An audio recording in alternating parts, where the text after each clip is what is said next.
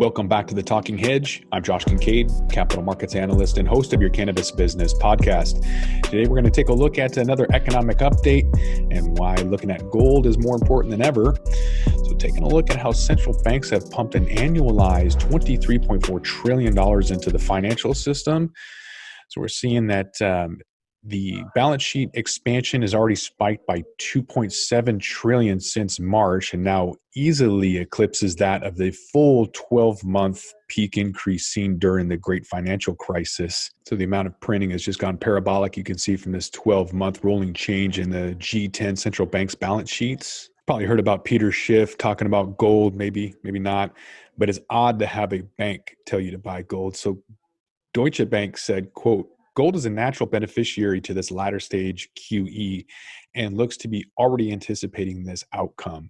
So with quantitative easing or QE, the massive amount of printing, the only protection is gold. Look, that's from the horse's mouth right there with Deutsche Bank, who, by the way, we're going to cover because the amount of derivatives they have is going to be an absolute explosion to the market. Nobody's even talking about it. So I'm not sure how long that printing press is going to be able to work until it starts smoking and breaks down, because you're looking at a commodity price collapse and then a collapse of global trade unlike anything we've ever seen since the 30s, according to a chief economist at the International Monetary Fund, or IMF. He's now with Harvard University, and sees an avalanche of government debt crisis to follow, with the system not able to handle this many defaults and restructuring at the same time. And he goes on to say that there's more than 90 countries that have inquired about bailouts from the International Monetary Fund, nearly half of the world's nations. So if the US is trying to prop up the entire world with US dollars, you're going to see other countries like China and Russia that have more gold.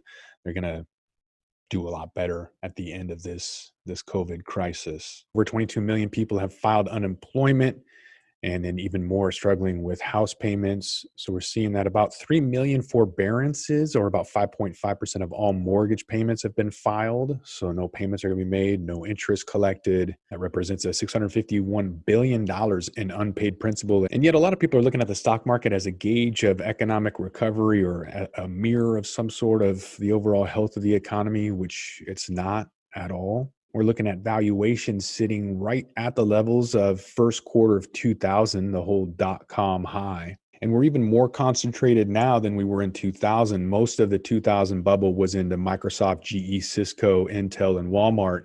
And now, even more so, is into Microsoft, Apple, Amazon, Alphabet, and Facebook. And in 1996, there was over 7,000 domestic companies listed on U.S. stock exchanges, whereas today there's only 3,600. And there's a lot of short interest. So when you do see this pop, a lot of that could be a short squeeze, where short sellers are covering their positions and creating an initial pop. That's a dead cat bounce. So there's a lot of short players in the cannabis space. So the 1-to-12 reverse stock split from Canopy, I expect to get shorted just like the rest of them. Tesla is on its way too. That thing is going to collapse. Just waiting for that. I'm a fan of EV. It's just all of these businesses that have seen an increase when supply disruption hasn't occurred yet. Just wait for the automotive industry. I don't think Tesla is going to be gone and bankrupt, but I think that their market cap is going to be dwindled significantly in the foreseeable future. And in fact, short sellers in the S&P rose to 68 billion last week, the highest level in data going back to 2016. And in terms of seeing the valuation, you can see that this is the 11th most expensive stock market in history as it relates to the gross domestic product. So the GDP of what we manufacture relative to our valuation from the stock market's market cap, you can see that we're at 94% of the market cap to GDP ratio. We're going to take a look at oil really quick, just as a commodity. It gives us a leading economic indicator in terms of like what the economy is going to do. The last time we saw such a huge spike in this spread was December of 2008, which just so happened to coincide with the equally impressive surge and rebound in the U.S. equity markets. We're seeing the same thing, dead cat bounce, false breakout, whatever. It's going to go down probably another 50 to 60% from here. So we're seeing that exact same pattern play out as stocks are soaring and oil curve is imploding. More than likely, the oil market is offering a warning of just how significant the economic damage will be. And with that indicator, we're seeing the Chicago Fed's National Activity Index cratering towards the deepest recession since the 70s. All four broad categories of indicators used to construct the index made negative contributions in March, and three of the four categories decreased from February. So if oil is any leading economic indicator of what's going to happen, you're seeing producers in oil paying up massive amounts to take crude off of their hands. May futures closed negative $57. This has never happened before. So they're actually paying people to take oil away from them in the futures markets. So apparently there's a lot of chatter that there's a fund that blew up, collapsed. And so suggesting that there's at least one major player that was buying the dip on the spread that was obliterated. So this is a form of consolidation, financial warfare, if you will. And so companies are able to bankrupt others and form a lot of consolidation. This Starbucks did the same thing. They really, really lowered the price across the US, across the world of coffee. Mom and pop businesses went out and then they raised it back up to like $7 or something ridiculous. So I really see this as a strategy. This is a play where maybe it's Aramco, Saudi Aramco, maybe it's Russia, but people are shorting this and letting a lot of these oil companies go out of business, and they're probably going to get picked up for pennies on the dollar. Distressed assets, just like we mentioned in the other podcast, where M&As in the cannabis industry are picking up because of value. There was a historic plunge in the index. It's the biggest on record. So it sent the price of the first month's futures free falling 40% to just $10 a barrel. It's causing a lot of chaos. There's a lot of ships out there just kind of floating around as they try to figure out where to store all of this extra capacity. You may have heard me say BTFD or buy the fucking dip. You can see that there's a liquidity crash, and it needs those dip buyers or bag holders.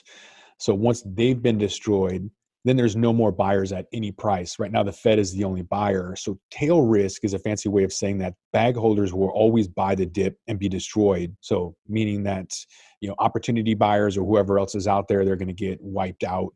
Anybody who had leverage margin calls, those have already been cashed out and met.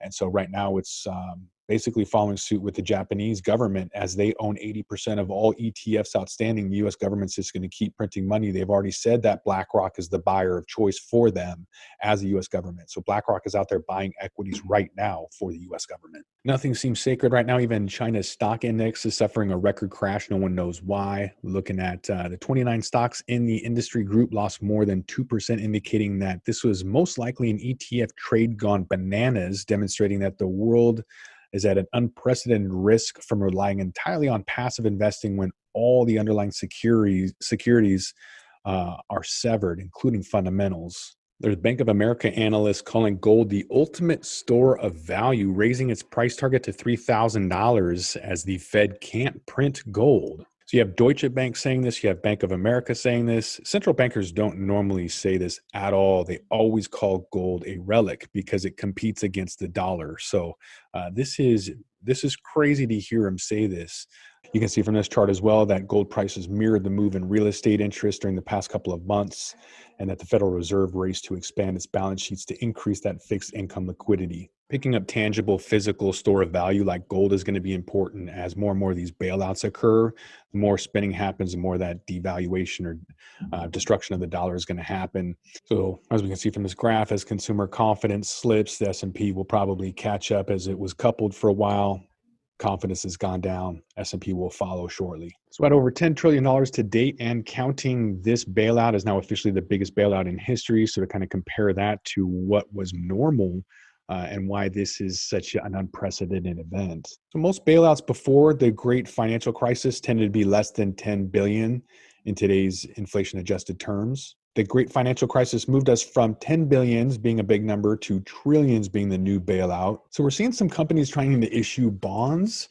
And so that shows that they're trying to get some cash, but is the liquidity crisis really over? You can see companies are responding by drawing down $300 billion in revolving credit.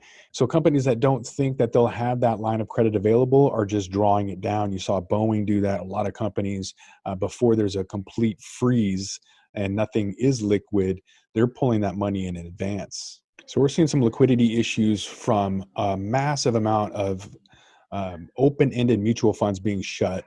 So in the UK, you're seeing some issues starting to present themselves. There was at least 76 European mutual funds with an estimated $35 billion in assets under management suspended redemptions in March after investors were scrambling for the exits.